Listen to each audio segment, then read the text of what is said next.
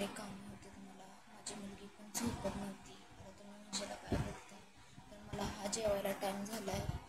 काही लोकांनी रात्री कोबी मंचुरी करून छान इतका पसारा घालून ठेवलेला की विचारायला नको. तो पसारा अर्धा 1 तास लागला आवरायला. तिथून सगळं भांडी, कपडे, झाडलोट, आणि ही बघा माझी मुलगी झोपली आणि मी आता बघा जेवायला लागले. आत्ता जशी जेवायला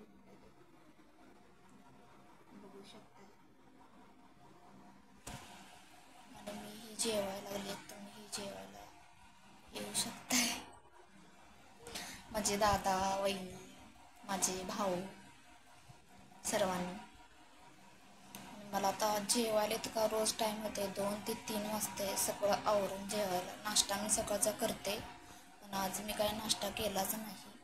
थोडाफार नाश्ता केला, जास्त काही नाश्ता वगैरे म्हणजे केलाच नाही.